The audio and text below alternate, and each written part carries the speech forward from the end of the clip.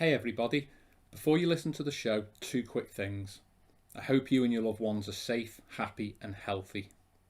Secondly, stop right now. If you haven't already, check out our free to access conveyancing service for mortgage brokers and estate agents. Mortgage brokers must check out our free to access services at themortgagebrokerclub.co.uk, including over 25 categories of mortgage broker tools. Stay well, and I hope you enjoy the show. Welcome to the MLC show for property professionals. I am your host, Sean Rodgers, and I am delighted to be joined on today's show by Kim Calvert of Dynamite Lifestyle. How are you, Kim? I am wonderful, Sean. How are you? Brilliant. We were just saying off camera, I love the background. For those, if you listen on a podcast or something else, you're missing out by not seeing how funky Kim's office is. It's amazing. So how have things been in this crazy year? How are you? I have had a wonderful year, Sean. I'm not gonna lie. It's very interesting when I talk to people outside my own little bubble because they use words like crazy and all this madness. And to be honest, within our company and within the work that we've done and our clients that we've been working with, all we've seen is quantum leaps in results. And I think it just goes to show, whilst we're seeing a lot of contrast and a lot of strange things happening, ultimately we all have a decision to make. Are we going to find the opportunity, or are we going to get kind of lost in the mass chatter and stress that goes with that? So I've had a great year. Our clients have had a great year, and we're excited to bring it to an end and then advance into 2021. Brilliant. And before Dynamite Lifestyle was the gorgeous, beautiful, sexy brand that it is now. What was your sort of working career like? What were your experiences like? What was your life like in the lead up to that? Yeah. To put it very bluntly, I was kind of very like everybody else. I had been brought up in a home to be taught, work hard, study hard, get a good job. If you get a job with a pension, you are absolutely landed, and hold on to it. So I actually spent 9.5 years as a clinical nurse specialist, working in psychiatric nursing here in Northern Ireland with young people. And whilst it was a great job, I was earning 35,000 a year. I was working 37.5 hours plus all the hours that we don't count, which we always end up working. And essentially, I kind of got to a point in my life, I was only 28, where I realized this is not sustainable. This working harder and harder and harder every single year and not seeing really any fruits of that labor. There was no extra money really coming in, despite I was putting in more effort. And I wasn't happy in my relationships. My health was not in a good place. So I kind of made a decision. It was actually in a pet shop. It was this defining moment of my life when I actually found myself in a pet shop and I couldn't afford the dog food. That was the changing moment in my life. Now, a lot of people will ask, why can you not afford dog food when you're a band 7 clinical nurse specialist? Well, I think if you ask any person right now who is deemed to have a good job, nobody has money. Very few people, when you ask them, how is life, how's things, how's the job, how's the money, it's never super positive answers. And for me, that was not good enough. So it was that point. Too much month at the end of the money. Yeah, exactly. And I just kept seeing this pattern, and I was seeing it with myself. And the scary thing for me, Sean, was I was seeing it with other therapists who were maybe 30 years ahead of me. And I'm going, you're sitting in the room next to me. I'm not sure I want to be here for 30 years. So I very much made a decision at a very low point in my life. I had £4.20. My partner had ran off with a lot of money. I'd gone through a lot of personal difficulties. And I was really just kind of at rock bottom. But I made a decision and I went, look, I have to take some responsibility here. I can't keep doing the same thing to expect a different outcome, but I've got to get somebody to mentor me. I need some guidance because I had no real idea. And that's when I reached out and I got a high performance mentor, Bob Proctor, and I started working with him. And in a very short space of time, my life just completely flipped upside down. I did own a nutrition company as well, but I then packed that in to decide to focus my career path on helping others in high performance. I think I went down the right route with mental health nursing, but honestly, the route I wanted to go down was not just to make people, well by kind of World Health Organization terms, which is in the absence of disease. That's not well to me. Well is when we're living, when we are absolutely thriving and we're living the life how we want to live. We've got the money we want to have, we've got the time with the family we want to have. So I basically then decided I'm going to start my own company. I'm going to work all over the world. I'm going to waken people up one thought at a time. And I did that. And now I run a multi seven figure company just doing that. I'm number one in the world for Bob Proctor. And I travel the world teaching, speaking, and mentoring individuals from all walks of life to really quantum leap and multiply their results, which is pretty awesome. It's really inspiring. When you were setting out on that journey, did you actually have a vision that that's where you wanted it to go, and did you actually believe that would happen, or was that not necessarily your expectation, but things just snowballed in the early stages? And it's a great question, Sean, and essentially what I thought then and what I know now, looking back with a certain different level of awareness, can kind of change that. At that time, what I knew was that I was not happy. What I knew, when we divide what we think is going on and we divide the ego from what we really think, I knew there was something out there better. I knew there had to be a better way. I knew that there was other people in the world living a lifestyle that I wanted, and there had to be a different way. And then when I had this feeling, I'll never forget, I was sitting on my desk, when you just come into your office and you sit down and you look out the window, and it's kind of like, is this it? There's got to be more. So for me, Sean, it was this feeling of something like pulling me, saying there is something more out there. Now, when that pull comes, that's when, of course, our fear will creep up and go, oh, but hold on, this is a good government job, this is a secure income, all of these things. You've got a mortgage, you've got all of these things. Why would you, give this up? And that was playing in my head as well. But for me, I couldn't sit and just be content. And I wasn't going to just conform to what the status quo was. So did I have belief in myself at the time? No. But what I did have was a feeling of knowingness that there was more. And then I did the next best thing that you could ever do. And don't even ask me how I knew to do it, but I got a mentor. I didn't have to believe. I couldn't believe in me. I had no evidence. But what I could believe in is somebody else who was showing me a direct process to follow, who demonstrates by results. So thankfully, I was somehow smart enough to find somebody who could lead me down that path of success. Brilliant. And what was the first day, night moment when you went, yes, that's a turning point, or that's the work that I'm doing with my mentor? That's the moment, if you like, where I realized that this is going to have an impact upon me. Because I'm imagining that you when you first, I don't know whether you had a phone call or a meeting face to face, but I imagine you going into that with a bit more hope than expectation. When did the hope go, and it was like, wow, this is going to be brilliant? Well, I'm not even sure I went into it with some hope. I went into it absolutely terrified, because you got to put yourself in my position. I was 28 years old. I was a nurse.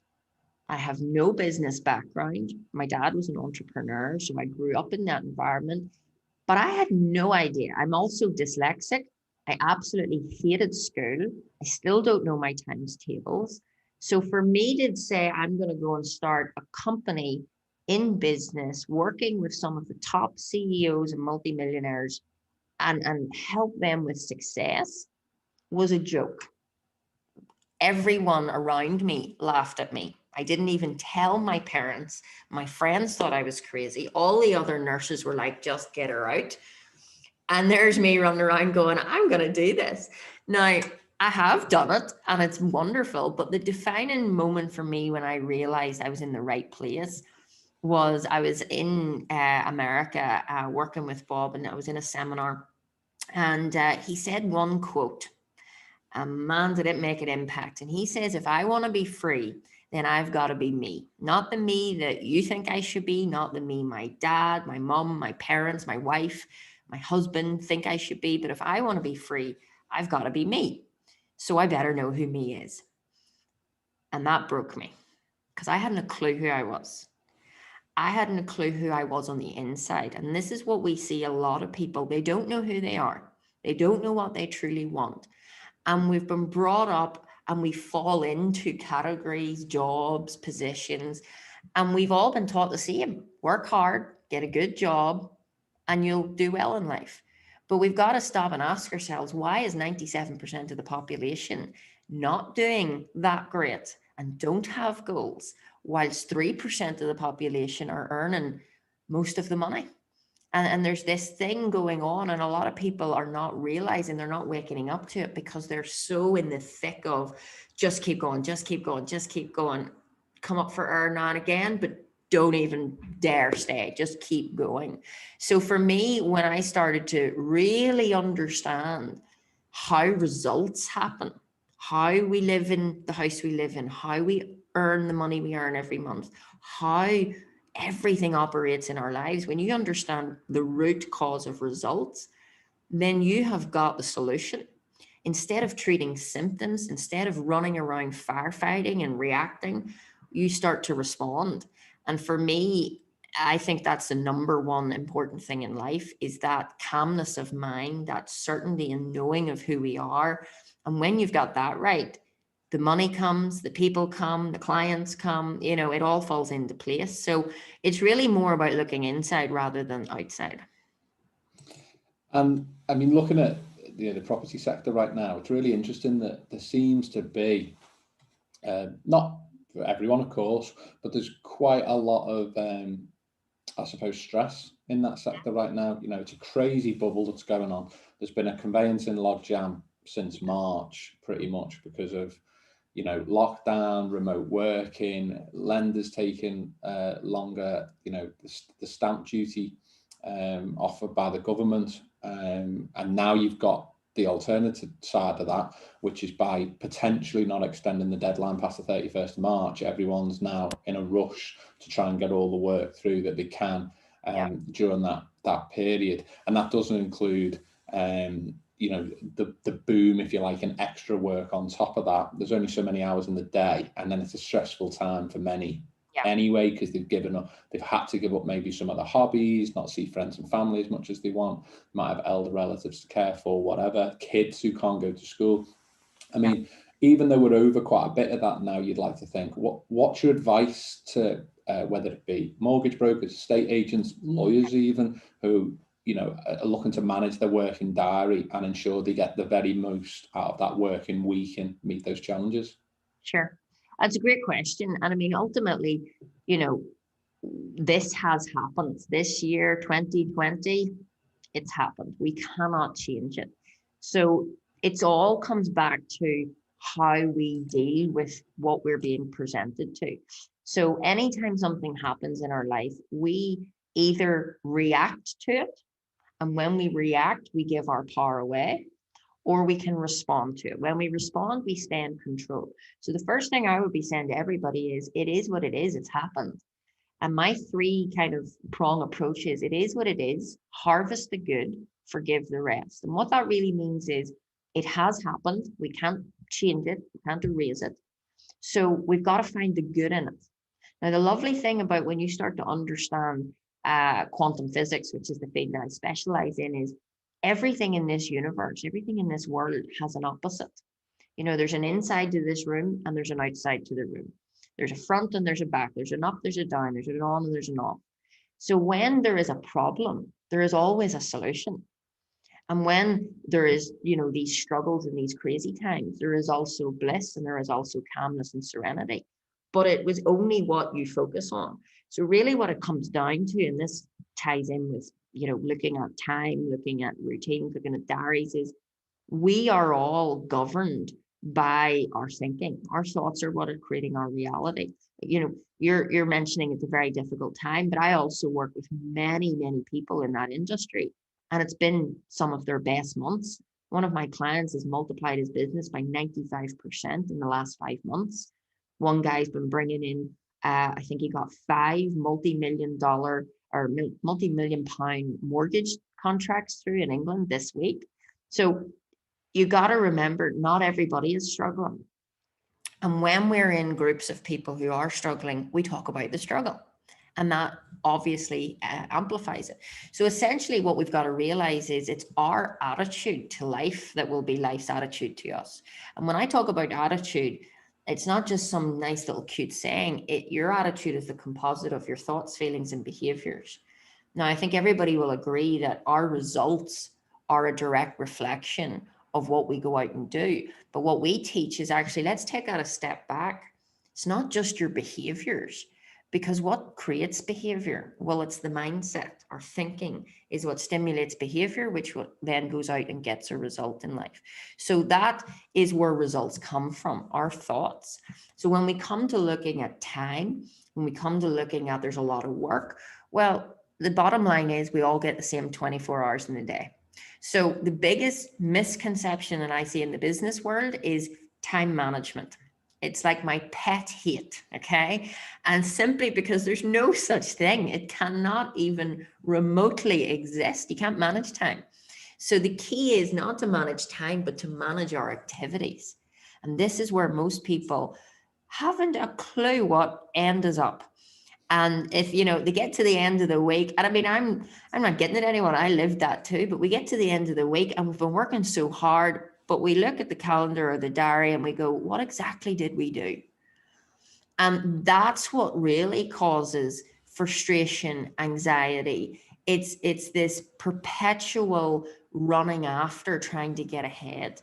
And actually what we've got to do is we've got to slow down and speed up in the mind. We've got to start to really look at, am I reacting or am I responding? What is my priorities? What are the income producing activities that I need to do? Like, so many professionals at all levels are doing jobs that are below their pay grade. Trivial stuff, admin, all this stuff that you should not be doing.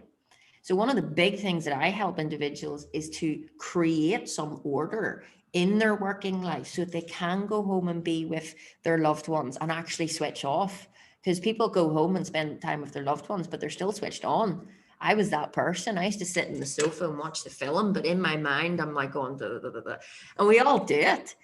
And that's not great. You're there in body, but you're not there in mind. So the key really is you've got to understand what your job role is. If you need other people, like I have another like a little 3 Ds to remember, you either do it, you either delegate it, or you ditch it. And we don't do that enough, because the things that we need to ditch, I mean, we're missing things anyway. So you might as well ditch them or delegate it out to somebody else. So the key is we've got to stop trying to fix things on the outside. The solution to all of our problems is internal, because it's our thinking, it's our habitual patterns, our habits and our beliefs and our confidence that is actually what is creating our results in life. Yeah, like you say, if you're going to be at the party, be at the party, isn't it? Exactly. And I think it's interesting what you say. I mean, I must have spoken to, I reckon this year, and I'm not joking, I reckon I would say between 300 and 400 people. I would say either self-employed or at management level, or even at 15, 20, 30 million pound turnover organisations, and across a number of different sectors. That includes legal, insurance, property, software. And it's amazing that, and this is kind of what I used to be like, in that all of them pretty much start any conversation or anything along the lines of, I haven't got the time. Yeah. Or not for what I'm asking for or whatever. I just say, how are things? And it's basically, I'm rammed or I just haven't got the time. And I'd say it's probably 50-50, but probably 60-40 in terms of whether I'm sort of looking at, not selling, but whether I'm looking at a partnership with them and it being mutually beneficial. Probably 40% of the time it's probably the other way around in the way that this year's gone.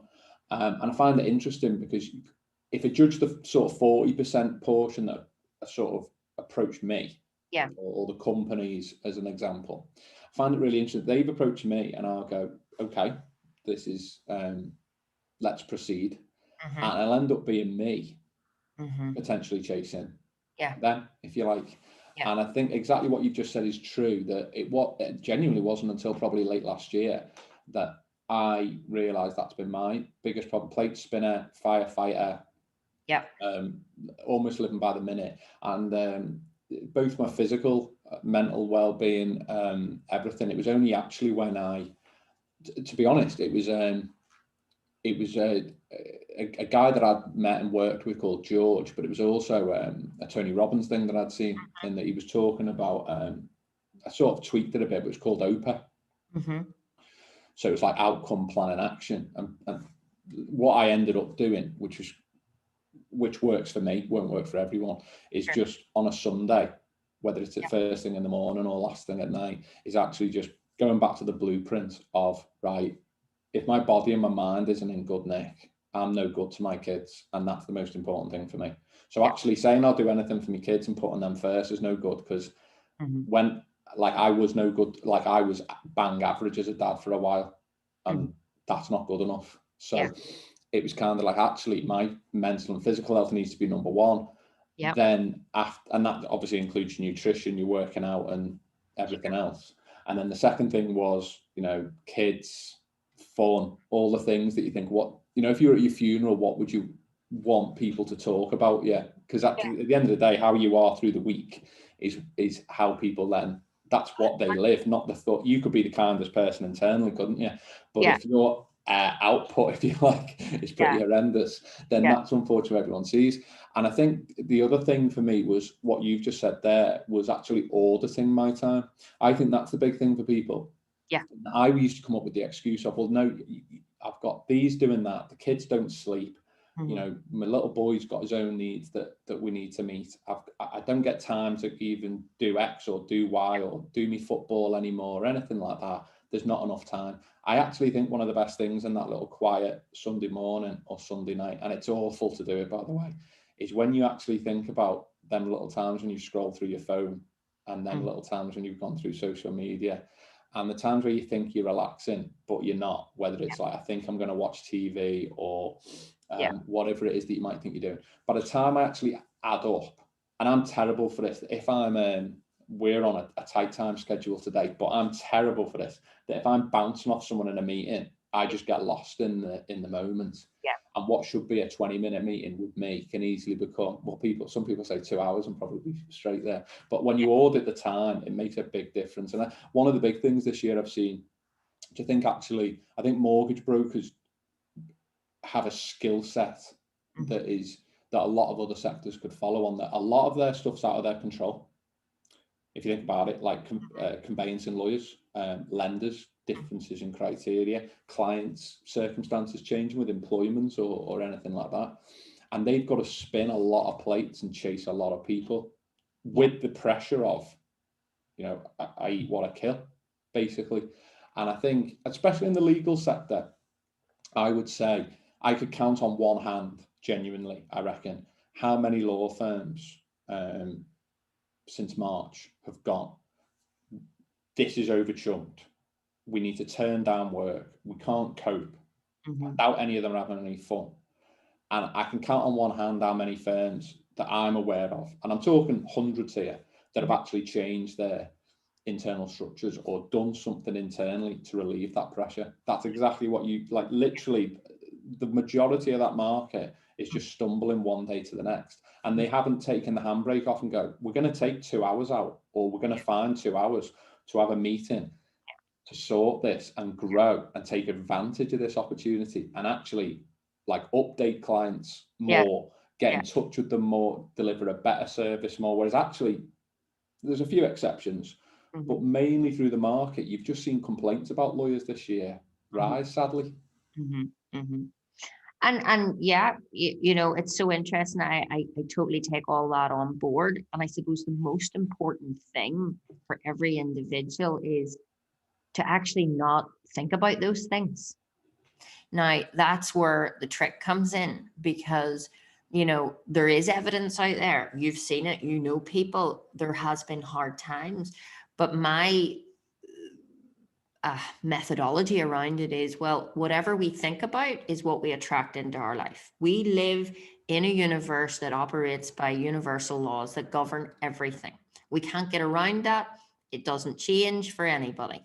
The problem is most people are ignorant to these laws, and they're working against themselves when they could actually open up to have more ease, flow, and joy in their business. This is how I've helped so many individuals create that mental freedom, which creates the freedom out here. But the big problem is two things that I kind of picked up in what you were saying is people can audit. I mean, we're not silly people. We can all look at our calendar and go, right, it should be like this, and it should be like that, it should be like that. That's not the problem. The problem is we don't stick to it. The problem is you can have this beautiful, wonderful, color coordinated calendar, but it means diddly squat because we don't do it. And this is why I kind of crack up when I hear about time management, because it's easy to say how you want your day to go, that it's not easy to do it. And the reason that it's not easy to do it is because we don't understand why we don't do what we already know how to do. So I could ask all of your viewers, do you know right now how to do 1% better in your life, in your marriage, in your business, in your health? And the answer will be yes across the board. And my question is, why do we not do 1% better if we know how to do it? And the answer to that is because where our results come from is our subconscious mind, and that controls 96 to 98% of everything we do. So it's like autopilot. We don't even have to think, we just do it. But our conscious mind, which is where we do think and where we have our intellect, it controls 2 to 4%. So we build this diary with our consciousness, or 2 to 4%, and go, yep, this is perfect. I'm going to do this. I'm going to get up early. I'm going to go for a walk, and I'm going to go to the gym. And I'm going to do all these wonderful things. But when the time comes and the alarm goes off, the internal mechanism, your subconscious mind, which is in more control, 94 to 96% of your behaviors, it clicks in and goes, no, you roll over and hug the pillow. Or you roll over and worry about your workload. So we have these thoughts and this unconscious dialogue that's running all the time. And the other part to that is, and why most people don't slow down, is because it's governed by fear. They're worried about money, because no matter who you are and what you say, money is very important. It's not the be end and end all. It does not make you happy, but it does make the world go round, and it is vital for our economy, and it's vital for us. But in this world that we're living in at the minute, the money has not changed. Nothing has changed. Money is the exact same. What has changed is circumstance. Now, when you understand what money is, and money is energy, that's all it is. That's all that it is energy. Then you can start to crack the code, because real wealth equals ideas and energy. So the people that are going to emerge into this new economy, and I mean, this isn't the first time this has happened. You read the books, Think and Grow Rich, you read all of those books, they talk about the Great Depressions that follow. The Roaring 20s. Exactly. The 1920s, everyone was living it up. Yeah, totally. But there's the same amount of money then as there was now. Now, that's the part that people kind of go, what does that mean? That doesn't make sense. But money, like the money we hold in our hand, is just paper and coins. That's currency. It's a symbol. Money comes from ideas. And that's where you can become very wealthy. Ideas of how to give more value to your clients. Ideas of how you can restructure your business. Creative thinking is what takes us out of the competitive way of working. And that's who is going to lead. That's who's going to win in the new economy, because we're not worried about what is. We're not thinking about all the doom and gloom. We're over here focused on the solution, focused on how we can create, because the money hasn't changed. Now, what I would say on that is I do think that the money and whose hands it in is changing. I think we're going into one of those areas of life where it kind of flips. And since 3% of the population are earning most of the money, I think that 3% is going to change. And I think this is now our opportunity to decide, do you want to be in the 97% who earns 3% of the money, or do we want to be in the 3% that earns the 97? So I know what group I want to be in, and that all comes down to my thinking and how I operate on a daily basis. How would you recommend people keep over delivering to clients, to try and maximize repeat business and word of mouth referrals? Unfortunately, in some sectors, when people are busy and stressed, sort of customer service can be one of the things that suffer. So, in such a competitive environment, what would your advice be for people to make sure they do over deliver for their clients and maximize that so they get that repeat business and word of mouth referral? Yeah. And I suppose it's a complex answer. It takes a wee bit more time. But what I would say is I don't think businesses have any problem in doing it. I just think they don't do it. You go into any business this week and go into any boardroom, I guarantee you they are talking about problems. I guarantee you they are talking about how do we get new clients. And this is where we've got to really realize is if we cannot treat the people that we've already got well, if we can't have a gratitude and a grateful attitude for these people, you're not going to attract new customers. That's just the fundamental laws. Okay. So what we've got to really put our time and energy into is not putting people off work and taking their jobs from them. We should be developing people. So our staff and our team first, we need to develop our team, not manage our team. And once we have locked in and a company has locked in their team, and I think every business owner should know their team's goals. Like, not often enough do we talk about goals. And yet goals is what helps people grow and expand. So when you have a team working in harmony with the company goal, then as a part of that ethos and that attitude, you then spend more time in those board meetings, not talking about what's wrong and why it happens and how awful it is, but let's again flip over into a creative way of thinking and think, how can we deliver more? Now, I don't know the answer because we're talking to people of many different companies, but your people know the answers. In fact, you know the answer. The difficulty is we haven't stopped to think because we're firefighting. So the answers are always here. When there's a problem, there's always a solution. We just have to be thinking on what I would call the right frequency. If we're tuned into Radio 1, I can only hear Radio 1 music. If I want to know what's on classical FM, I got to tune into classical FM. Well, our mind operates on frequencies. We think on frequency waves. So if you're on the frequency wave of a problem and worrying about money and all the rest of it, do you think you're going to hear the answer of how to deliver more and how to attract more clients? No. So we've got to flip the mind and the thinking. That is where then together, and if we take every member of a company or a business and think of them as a battery, put them all together, you've compounded the energy.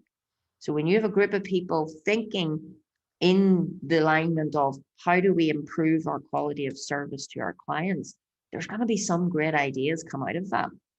So I don't think the difficulty is in finding the ideas. I think, again, it comes back to, are we disciplined and are we in the habit of sitting down every month to think about how we can extend our service and value?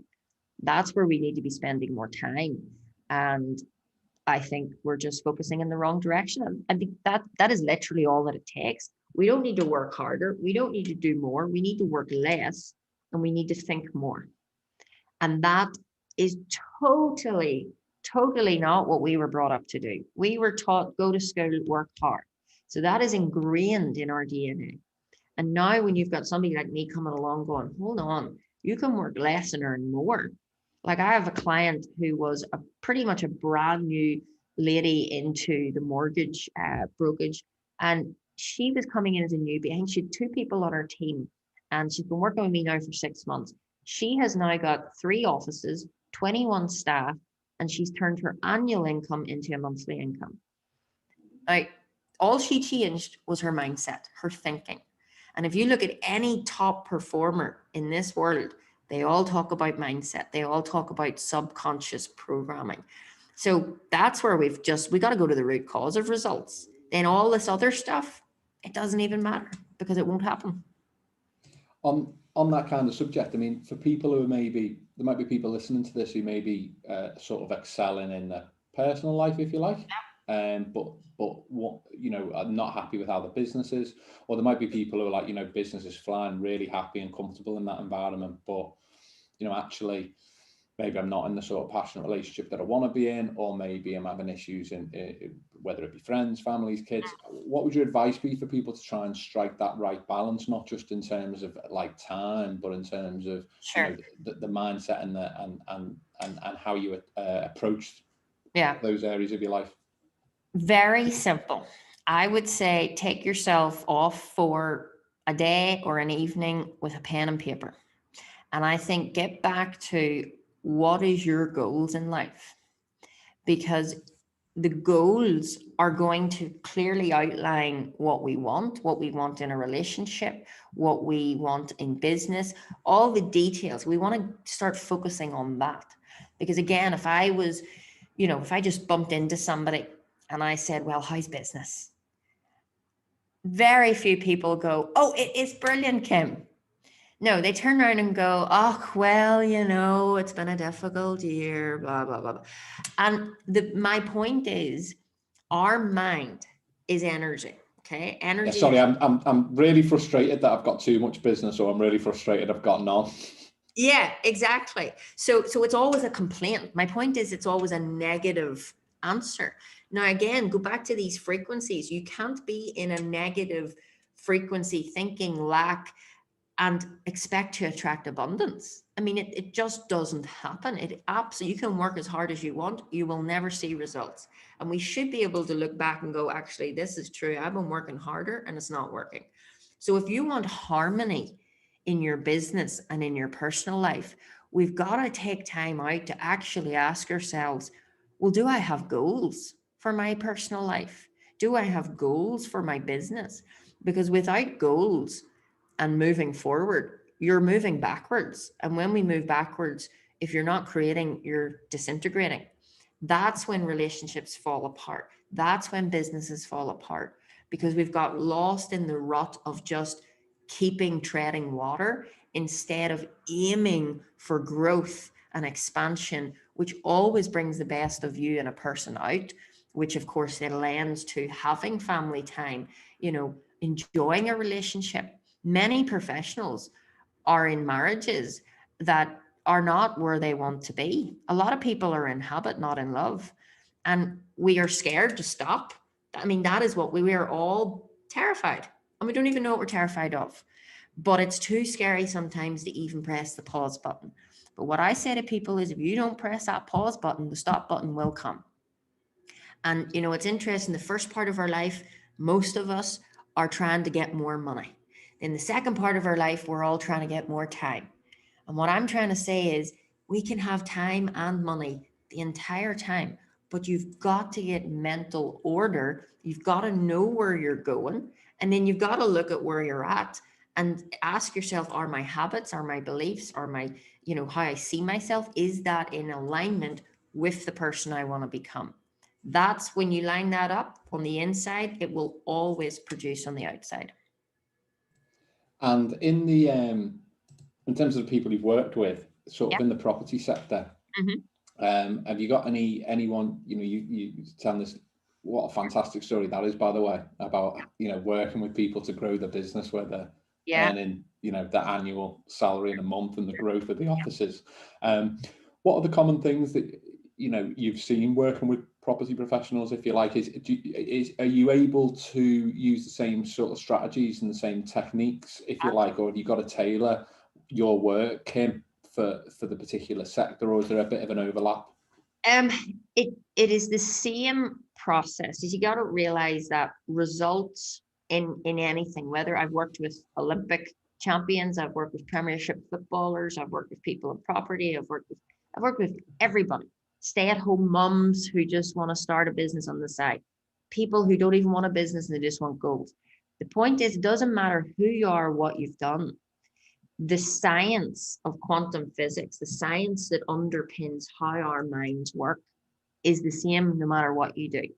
So when you're working with human potential and performance, we all work the same way. It's up to you if you want to be in property, go to property. But at the end of the day, we all want more clients, we all want more time, we all want more money. Freedom is what really we're all searching for. But freedom in a way so that we love what we do and we get to show up and create. So it doesn't matter who you are or what you do. The fundamental of each of us as human beings is that we all work the same way, but we forgot that we're human beings and we've now become human doings, you know. And also, you know, depending on your age range, shall we say, you're going to be more, you know, this is a whole load of rubbish. You know, if I think of my dad, who is in his 70s, a very successful entrepreneur in his day, he just thinks I'm absolutely nuts. But yet what I'm trying to say to him is, well, Dad, hold on a wee minute. I'm driving around in that Ferrari that you always wanted and never bought. So how am I the one that's nuts? You know, and I was working with a guy who is actually around to yours on Christmas Day. That'll be interesting. I know. But I was working with a guy who was you know, an older gentleman, and he came to work with me and he said, look, Kim, I'm a wee bit pessimistic. I'm not sure if this is real. I went, that's okay. Let's just try it. And his goal, he's in investment, and his goal was to get 6 million under investment in this year. And I worked with him for 6 months. Well, we set the goals. He wanted 6 million under management. And within, I think, the first 2 weeks, because I helped him start to organize his business and delegate and attract people in, he ended up doing 12 million on a Tuesday afternoon. Wow. Yeah. And it wasn't because he went out and found all these people to get money. He found one person that was able to find all the other people. So what we've got to realize is it's all about masterminding. It's all about being with the people in that high frequency, working with the 3%. And that's what really starts to open things up. But that was the same guy who was looking at me like, this can't happen. But I tell you, with 12 million in his account on a Tuesday afternoon, he was happy he listened to me. Definitely.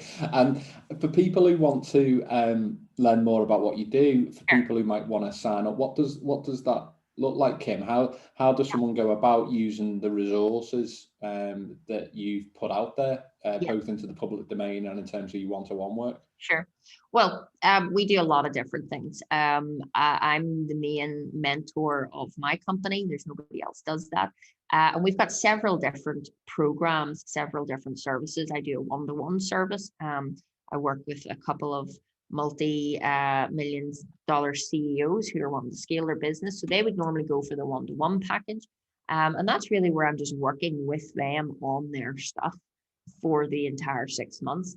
Then I have other programs around sales psychology and how to actually the art of selling and the science of closing. And I have lots of different business development programs. The point being, you can't even find my programs if you look on the internet, because I don't believe in cookie cutter advice. I don't believe in one thing suits all. Yes, it's the one science, but what we do and what we specialize in, why we get good results, is we talk to people. I find out where you're at, and if I can help you, I will. If I can't, I'll signpost you. So really, if anyone's listening to this and this has piqued their interest, reach out, book a call. We can have a chat and figure out a plan. And if it fits, great. And if it doesn't, then no harm done. What does the next 12 months look like for you and it's getting big. It's getting big. The next 12 months looks, well, some of it I can say and some of it I can't say, but let's just say it's going to be big. Go on, tell us. There's going to be, there's non-disclosures been signed and everything. That's how big it is. But the next 12 months for me certainly is to take the business over 21 million. That's my personal goal. And we're going to be doing that and expanding our services all over the world globally. We've a new ambassador team coming on board. And I've just launched my other company, Dynamite Digital, which now allows me, because I see clients coming in, they get all these creative new ideas, especially actually because we were talking about referrals. One of the big things I see in this marketplace is it's all word of mouth. And that is amazing. That's gold. But what about all the other people that want your services as well? And we get so busy serving the referrals. We need to have systems in place that are also catching all these others and bringing them in. So what I have seen in my business is there's a lot of systems and processes missing to help people leverage their time. So we've built a company, Dynamite Digital, which now provides platforms for people to have lead generation, CRMs, landing pages, sales pages, all of that stuff. So yeah, big things. It's all very exciting. And I'm going to be probably in America, hopefully in the middle of the year, working with Bob Proctor. A quiet 2021. I know, not much happening. Bless you. Well, that's it for this week, everyone. Thank you so much, Kim, for giving up your time. Really enjoyed that personally, and you've been an absolutely fantastic guest. Thank you so much. Please go and check out Kim and Dynamite Lifestyle. You can go on the website. We'll be putting stuff out on social and on our website too. We're a big fan of Kim and her team, and you'll find plenty of information across all our social media channels. Please share and spread the word about the MLC show for property professionals. If you're listening on Apple Podcasts, please hit us with a 5-star review. And remember to check out the products and services at themortgagebrokerclub.co.uk. But more importantly, please stay well and take care.